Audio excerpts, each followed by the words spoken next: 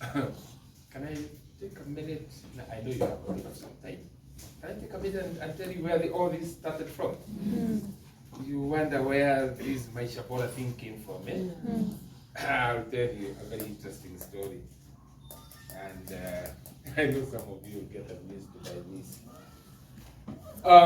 This was 2004.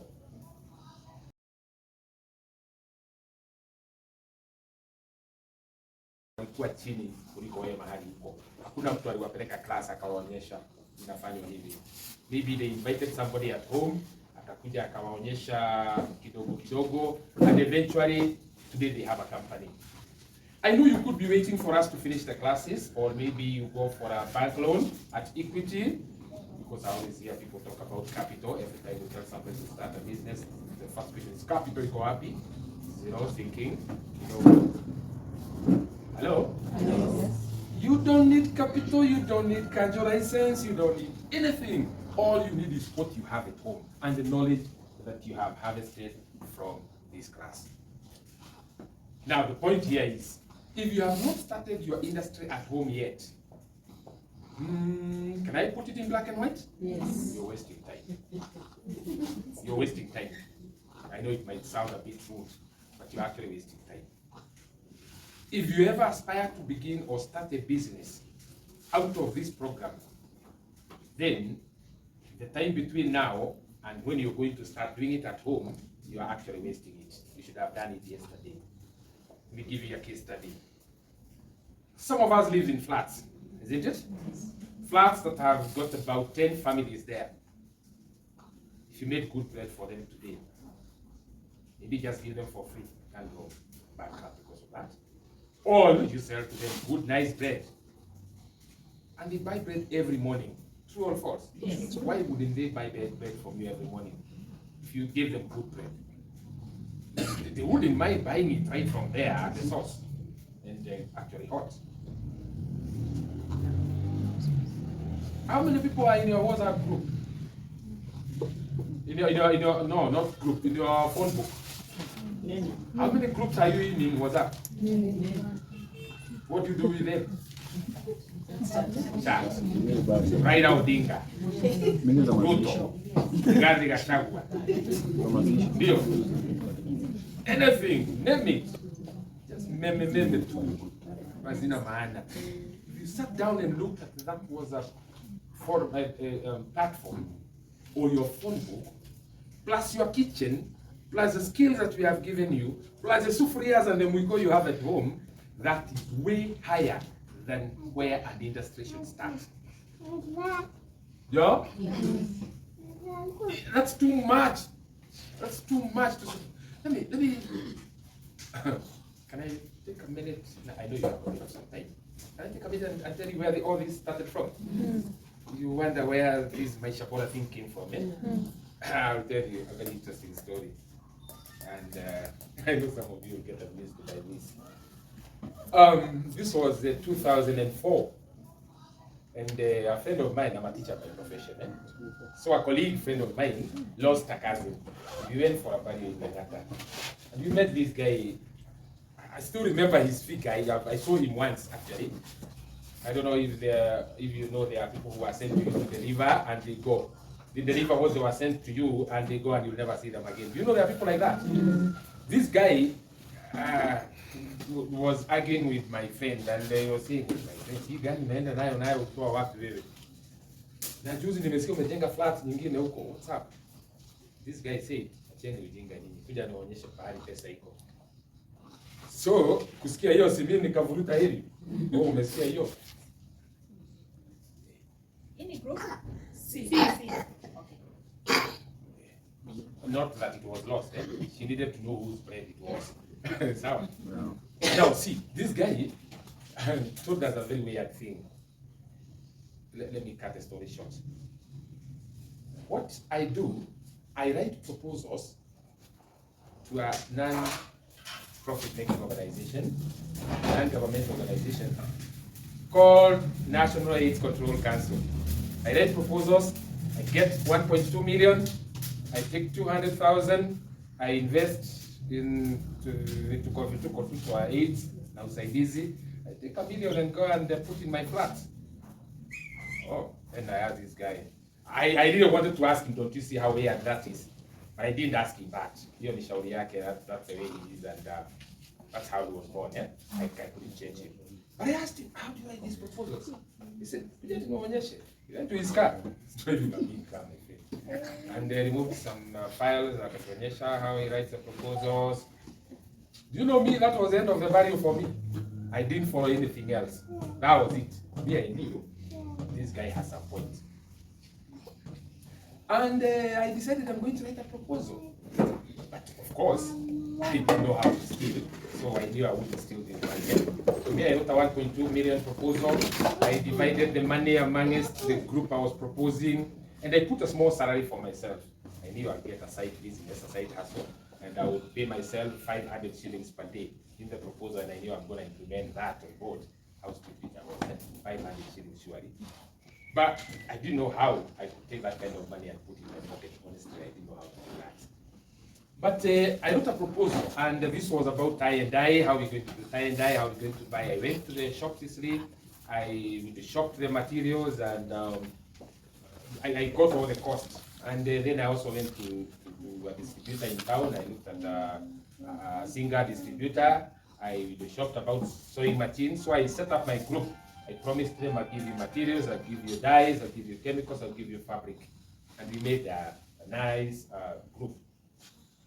When we were to start, we were to be given the money in 400,000 chats. This money, in 2 weeks' time, I knew I'd get the first check of 400,000. I was told at the office, okay?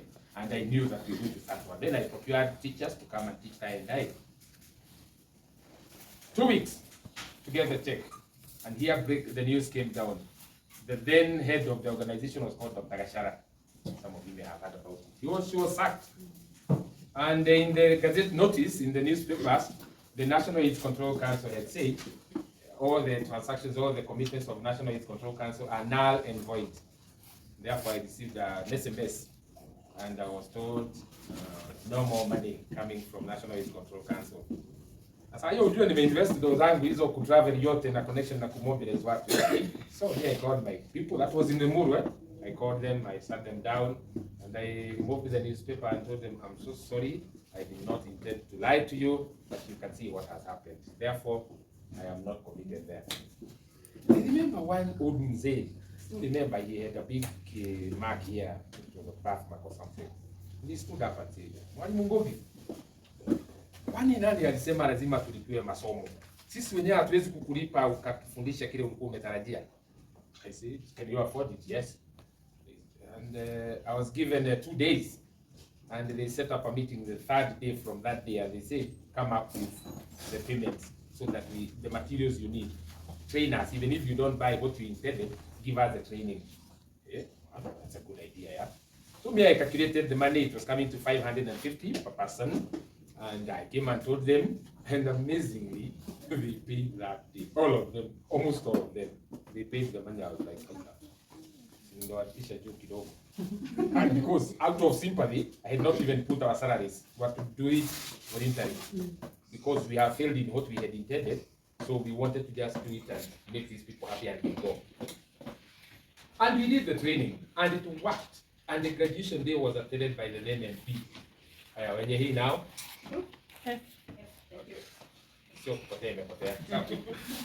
so the first graduation happened in a place called Kwamira Rimuru. The current MP Kirago actually presided over that graduation. Then he was aspiring.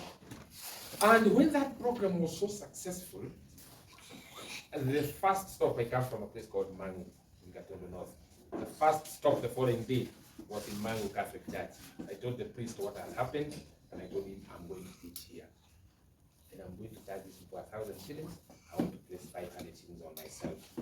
This is expensive, and it has taken up all my time. He said, okay, no problem. And we started publicity. And guess what? Maisha Bora was born there. Till today, we've never gone back. We trained tie and dye. Later on, I teamed up with another government organization called KIRDI. It's a research institute, Kenya Industrial Research Institute, KIRDI. I teamed up with KIRDI. They taught me how to make detergents. They give me manuals, how to make shampoos, how to make lotions. Later on, they linked me with KEBS in a bit of standard, and together we made a manual in the formula. Today I still have the manual. And we did that for almost 10 years. We trained people. Some of the products you're finding in the supermarket, believe me or not, they were bought from maisha, bora nyumbani. Hello? Later on, then we came and changed the program into baking, later on into cooking, and here we are. Hello? Yes. Can I tell you something? Can I tell you something? At the beginning, it was so difficult. It's not as easy as I put it, because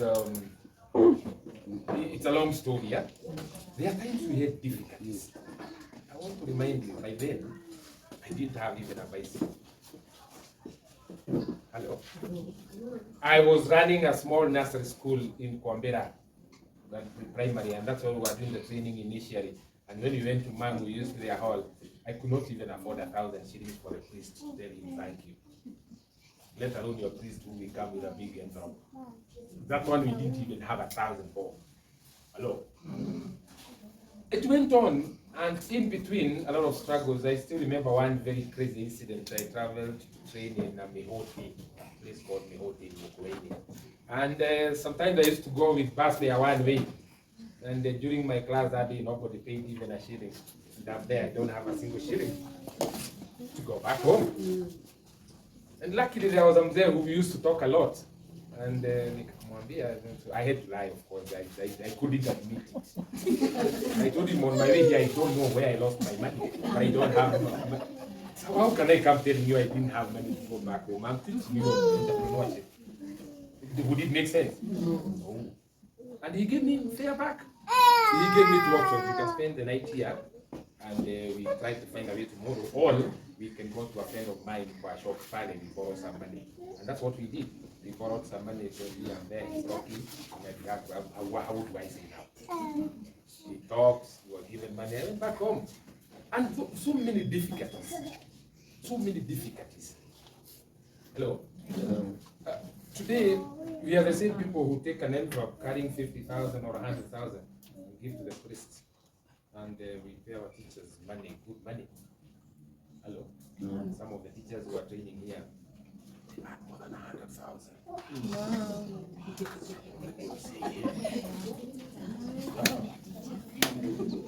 They're in business. This teacher used to call Esther here. She's always having weddings and she cancels some of them. So we have to really protect her from the biashara. We have to really steal her from the business. Yeah?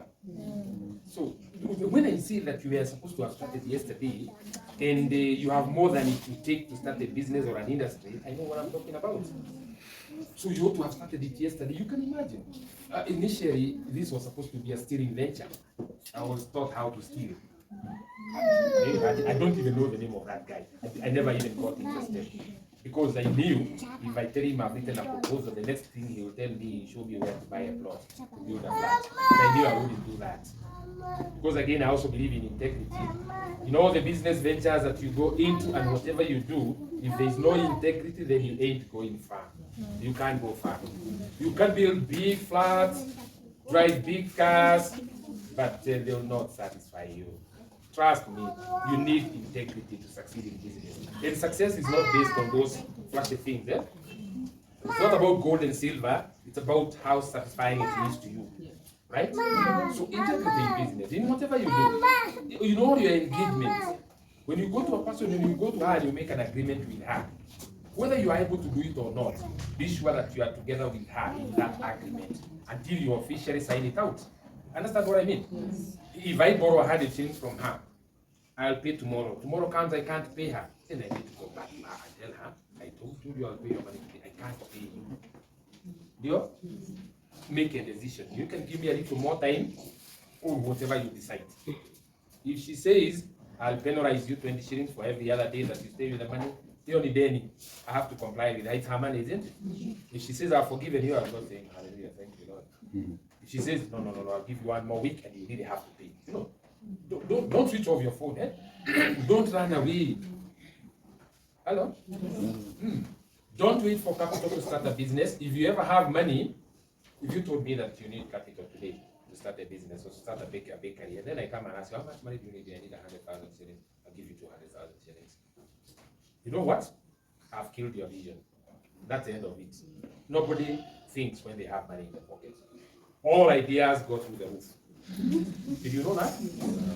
No wonder no bank would ever give you money to go and finance an idea. They can only finance an existing business. You know why? Because when you have money, you stop thinking. You stop thinking. You can only employ people to think for you. And by then, you don't know how to employ people to think on your behalf. People with money don't think. So you don't need capital.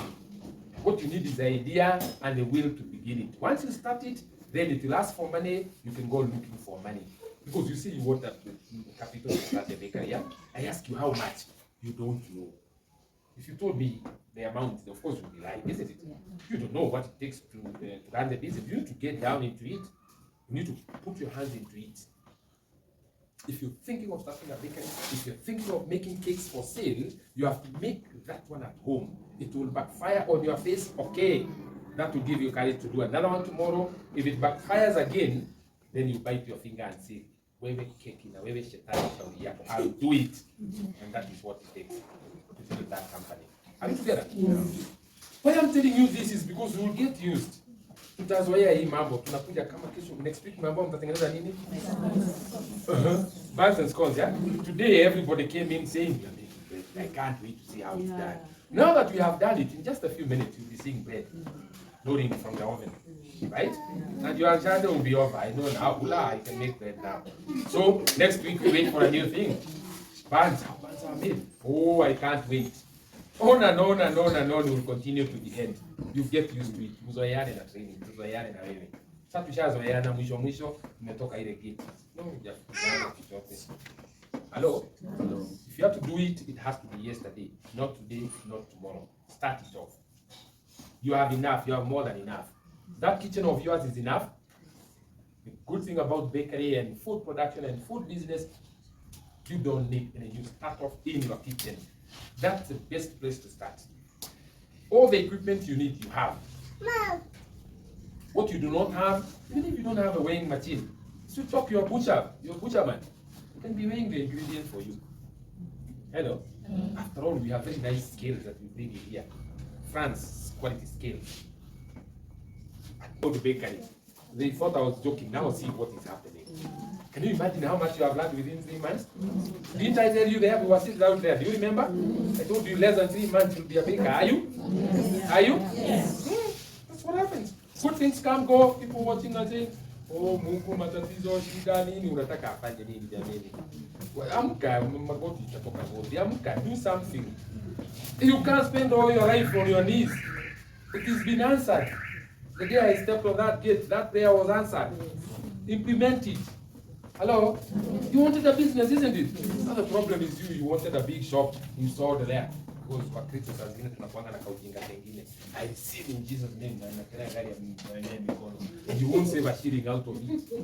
Hello? Just wake up and do it. Ndio? God works with systems. He'll create a way for you. He has already done so, isn't it? Now he will create something for you to flow until you get that business you are paying for.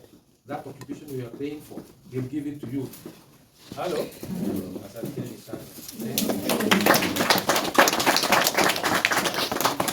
Okay. Yes. My grandchildren wafunge shule ndio wakuja niwapikie keki because now naona nikipika ya watu wawili na wengine hawakuli ni shida. So si shule imefungwa sasa somo, si ndio? So nitaingia sasa kwa kitchen, imekuwa challenge and I'm going to do it. Na sisi wote mwenye hajaingia kwa kitchen yake ku bake, tafadhali tumekuwa challenge, kwa hivyo tuamke tuingie kwa kitchen zetu. We have all those things. Si kweli? Kama hauna ile uko na sufuria, si ndio? And we can still do it. There, si kweli? Kama hauna oven uko na jiko na tuko na makaa, si ndio? And we can still do it kwa jiko na makaa, si kweli? So let us all wake up. So by the time tunamaliza hii class ya baking na pastry, kabla tuingie kwa chakula, sisi wote tutakuwa, we shall all be proud bakers. Si kweli? So wateni tupigie Mr. Ngoge makofi, si ndio? Sisi tumesikia pahali ametoka. So unaweza omba pata nafasi utangaze kanisani. Labda utapata Ametumotivate, ametuencourage. Kwa hivyo sote tutainuka na tufanye nini? Na tufanye hiyo kazi, si ndio? Haya, tumweke makono hivi, tumpambie, tumchunie maua ya blue, ya black, na ya black, ya gold, ya red, ya velvet, si ndio? Ya purple, ya gold, all the colors, si ndio? Tumchunie, tumwangushie receipt again and again. Thank you so much. May God bless you. Yes. Thank you for encouraging us. F ndio wanafanya usafi.